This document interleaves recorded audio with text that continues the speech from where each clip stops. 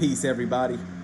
I was fortunate today to hear a message from Pastor Henry, and he said some things that really resonated with me that I want to share with you.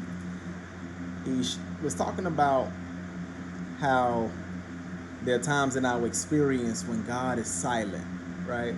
Or God seems to be silent. And three takeaways that I wanted to share with you that I took from the sermon, which I think was also his main points, was first of all, I want to start with Deuteronomy 29:29, which wasn't exactly a takeaway, but it's a verse from the Bible that really ties in to some of his main points, right? And it says here, the secret things belong to the Lord, but the things which are revealed and disclosed belong to us and to our children forever, so that we may do all of the words of this law, or the instructions of God, right? What he requires of us, what he instructs us to do, he also provides a level of revelation and insight to help us along the way.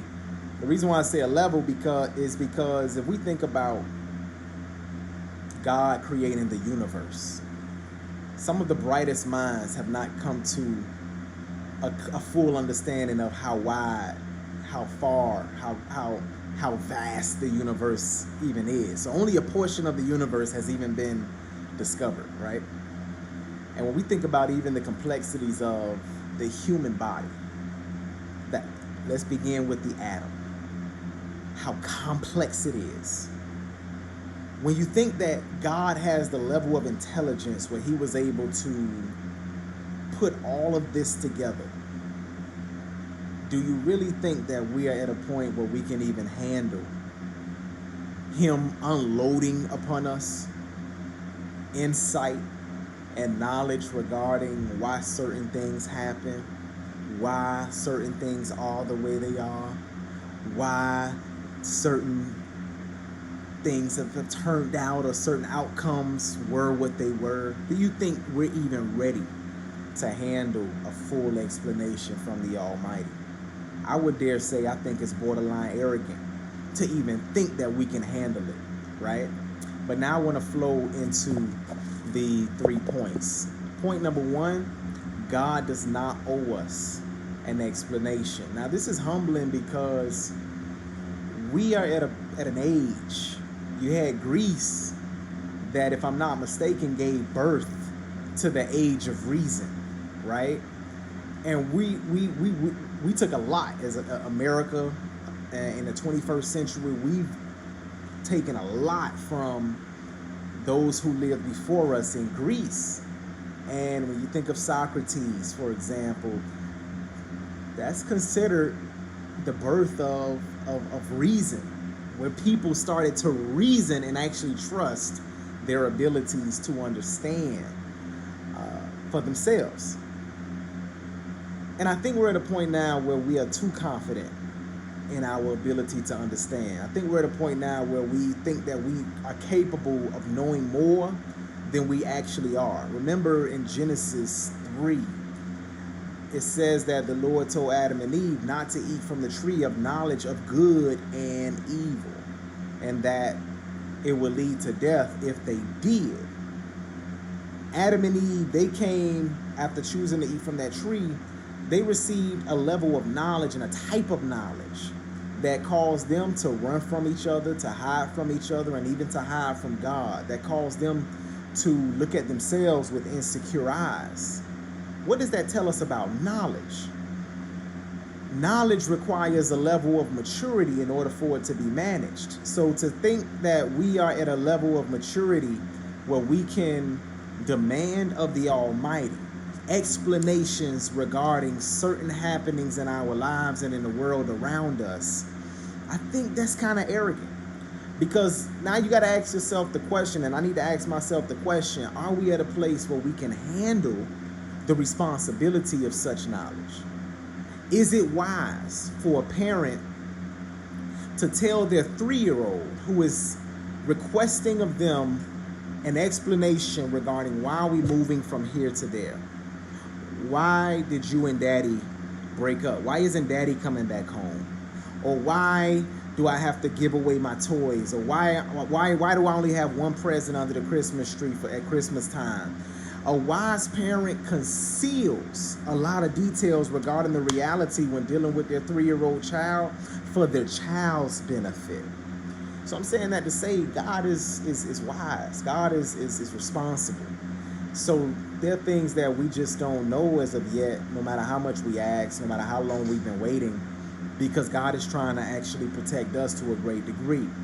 Point number 2, God's biggest responsibility is to take care of our well-being, our welfare, and I would like to add our welfare in regards to salvation, the saving of our souls, the healing of our minds, more than he is in satisfying our intellectual curiosity. So again, God is more interested in our spiritual, emotional, physical well-being than he is in satisfying our intellectual curiosity. There's some information that we're demanding of God that it's just really just because we're curious, just because we want to know. And it's important for us to know that our Creator is invested in nurturing us back into his image. He's not invested in satisfying us or tickling our intellectual curiosity. Oh, well, why did this? Oh, well, why is that? Oh, well, how come? God isn't interested in answering all of those questions that come to our minds. Yeah, he says, ask and it will be given, but he's actually encouraging us, and if I'm not mistaken, that's Matthew 7:7 or Mark 7:7. He's encouraging us to pray. He's encouraging us to enter into a space where we're willing to engage in intimate exchange and relation with him. He's not interested in giving us every answer to every question that comes to our mind. And I think when we understand that, we would even have peace when we don't understand why certain things are happening the way they're happening. And the last point that I took away from this message was, when God seems silent, our job is to simply obey the knowledge and the light and the insight that he's already revealed. So when God seems like he's not giving us no more information or no more direction, that's the time to reflect. That's the time to revisit. That's the time to really focus on acting according to what he's already made clear. Because I've also experienced personally that there's some things that I already know that I need to do. I already know that has to be followed and applied, and any additional information would just be me hoarding. Any additional information would just be overload. Like, I have a bad habit of stacking my table, right, my desk, with books that I intend to read, but books that I can't read right now. Why? Because I can only read one at a time. Yet I just have this tendency to stack books. If I take my camera and show you right now, you'll see several books, right? But I'm only reading one at a time. And even if I'm reading a little bit here, a little bit there, a little bit there, I can only still handle one at a time. And when it comes down to it, I don't think God is interested in giving us more information when he's already given us enough information, and we haven't even acted on that. Or maybe we've started, but we haven't fully exhausted or completed what he's already given us to do. So be encouraged. Ultimately, be encouraged during your dark season. Be encouraged during your journey, and especially when you think that God is silent.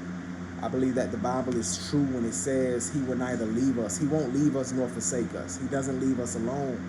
It's sin that separates us from God, and it's self-sufficiency that separates us from God, when we think that we can do it all by ourselves, that we're not in need of him.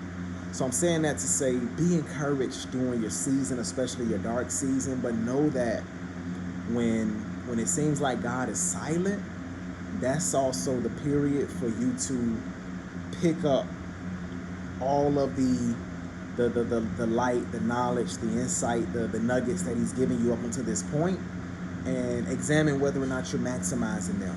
Because it could be that One, it could be that he's speaking in a way that you just don't understand, because you're also in a place where, and this is for us, because we're in a place where we're so distracted, or we're locked in on expecting him to reveal himself or to answer in one particular way, that we miss that he's answered us in a different way.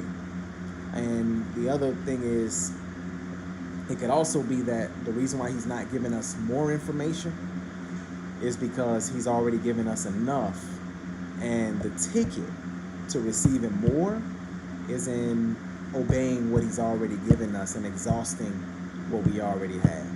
All right. So again, be greatly encouraged. Know that God, he doesn't leave us nor forsake us. He loves us in a way that words can't explain. All right. So be greatly encouraged. Those are some takeaways from this message that I heard. And if you want to hear the whole message yourself, you can go to Facebook, New Creation Outreach Ministries, and tune in. Other than that, peace.